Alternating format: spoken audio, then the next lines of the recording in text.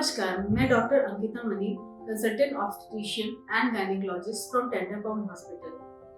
आज मैं आप सभी से एक बहुत ही इंटरेस्टिंग केस जो कि बहुत ही रेयर है डिस्कस करना चाहूँगी। ये पेशेंट हमारे पास एक लंप एब्डोमेन लेकर के आई थी, एक एब्डोमिनल लंप जिसको कि इन्होंने 2 महीनों से नोटिस करना स्टार्ट किया था। उस लंप की वजह से उन्हें कोई पेन एब्डोमेन या कोई और तकलीफ नहीं थी, बट उन्होंने बाहर से अल्ट्रासाउंड कराया जिसमें ओवेरियन मैलिग्नेंसी यानी अंडाशय का कैंसर बताया गया, जिसके लिए उन्हें पूरे बच्चेदानी और साथ में दोनों ओवरीज निकालने की सलाह दी गई थी। वो बहुत ही कम एज की थी। जब वो मेरे पास आई तो मैंने उनको एग्जामिनेशन के बाद उनकी हिस्ट्री पूछी, जिसमें कहीं से उन्होंने पीरियड्स मिस करने की हिस्ट्री तो बताई नहीं। फिर भी उनके ट्यूमर मार्कर्स को हमने सारे ट्यूमर मार्कर्स करवाए, जिसमें कि सारे ट्यूमर मार्कर्स नॉर्मल आए थे एक्सेप्ट सीरम बीटा एसिजी, जिसकी वजह से हमें ये लगा कि वो क्रोनिक एक्टोपिक, जो कि एक रेयर फाइंडिंग है, वो हो सकता है।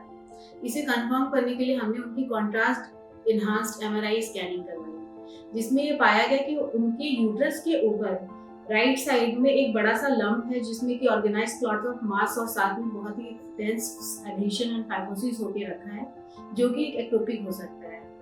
इस बात को ध्यान में रखते हुए और प्रॉपर कंसेंट के साथ हमने उन्हें ऑपरेट किया, और अंदर में बहुत ज्यादा एडिशंस था, बट वो organised lump of mass chronic ectopic pregnancy ही था, जो एक ओवेरियन मैलिग्नेंसी की तरह प्रेजेंट कर रहा था, जिसे हमने निकाल दिया और उनके लेफ्ट साइड के ओवरी भी प्रिजर्व कर दी, जिससे उनके जो है फ्यूचर रिप्रोडक्टिव लाइफ अफेक्ट ना हो। और पेशेंट जो है डिस्चार्ज कर दी गई और हिस्टोपैथोलॉजिकल एग्जामिनेशन में भी क्रोनिक एक्टोपिक की पुष्टि की गई। तो इस केस को डिस्कस करने का एक मेन टेक होम मैसेज ये है कि क्रोनिक एक्टोपिक प्रेगनेंसी जो है उसे लोग, चूंकि इतनी रेयर है क्योंकि ऑलरेडी एक्टोपिक प्रेगनेंसी जो है 1% केसेस में मिलती है, एंड उनमें से भी ओनली 20% केसेस में क्रोनिक एक्टोपिक प्रेगनेंसी होती है, जो कि प्रेगनेंसी नॉर्मल गर्भाशय में न होकर ट्यूब में होती है और माइनर रप्चर या ट्यूबल अबॉर्शन की होने की वजह से एक slight inflammatory reaction body generate करती है, और ये इन्फ्लेमेशन इतना बढ़ते जाता है कि धीरे धीरे फाइब्रोसिस हो करके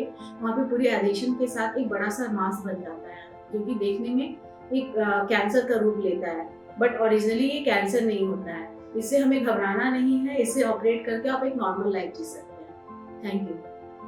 कंचन का नाम है मेरा और लखनऊ में रहने वाली हूँ। पेट में गांठ थी, अंकिता मैडम ने ऑपरेशन किया और अभी मैं ठीक हूँ। इन्हें सुविधा बहुत अच्छी है।